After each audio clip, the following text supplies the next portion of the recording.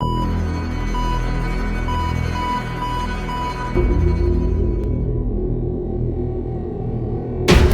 what is up, Crockxen clan members, Poke fans, and others who stump on this video? I'm SoresanCrockxen, and I'm here today with episode 9 of XY&Z. So, I don't know what it is about this part of the series that's just kind of bugging me. Actually, never mind. I do know. It feels like they're trying to throw everything out at once. In this episode, not only did we get Ash Greninja again, or the Greninja. I don't like calling it Ash Greninja anymore because apparently this is the second time this has happened. So the Greninja form, right? We also got Z, Zygarde 10% form again. We got the confirmation that Team Rocket is going to be involved, and Team Flare is now considering the gang as a threat. So we got, and then we also saw Z2, which is the other Zygarde core. That's 5 things that we got exposure for in one episode. And I feel like that's a lot. I also think it's already too. Actually, the other thing that they did was the whole fact that Ash and Greninja are kind of like linked in some way when he transforms. So there's too much that they're trying to expose at once, and the fact that Greninja's already transformed twice, 2 episodes in a row. And the fact that I know that what's going to be happening in the next couple episodes in terms of, whenever Greninja shows up, they're going to be overusing this transformation way too much. And that is not, I think that's a problem, okay? It's the same, I would have the same issue with Alon, because literally every time he battles, he always goes Mega Charizard. But at the same time, that's what the specials were about, him going Mega. And that's what makes Alon's character. He's supposed to have a Mega Charizard. I wish that he would use regular Charizard more often, like Red did in the Origins. I mean, he used regular Charizard, he only used Mega once. I feel like when you show transformations constantly, it kind of ruins what makes him special.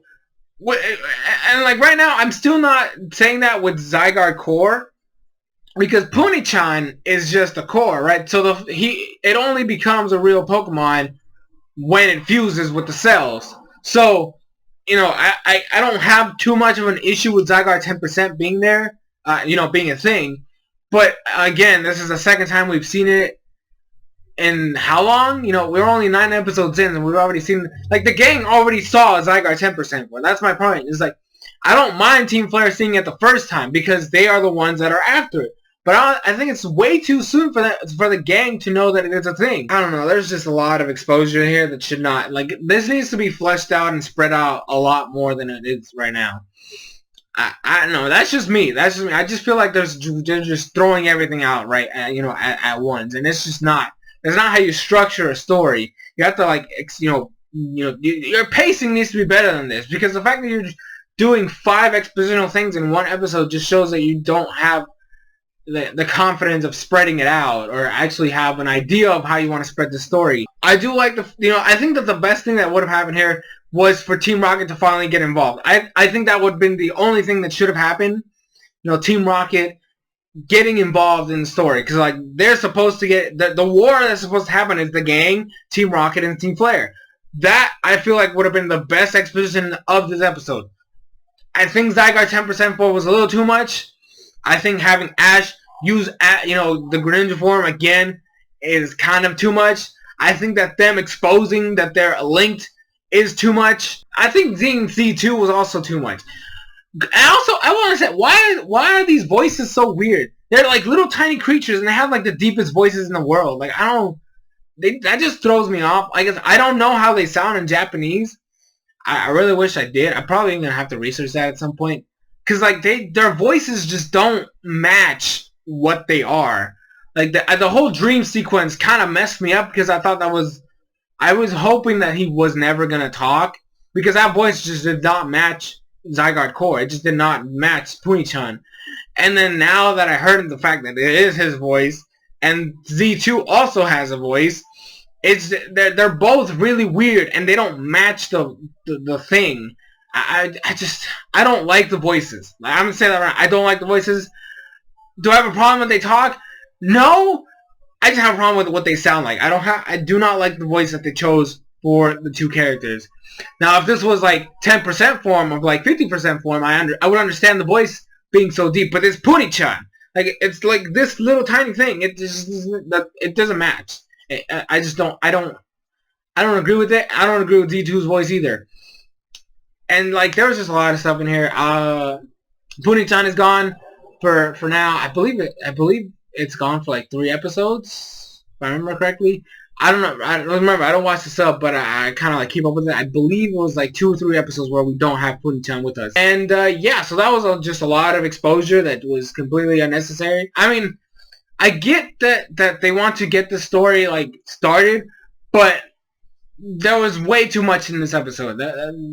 I just feel like it was way too much to just force into an episode. It was like literally, it felt the Greninja transformation really felt forced in there.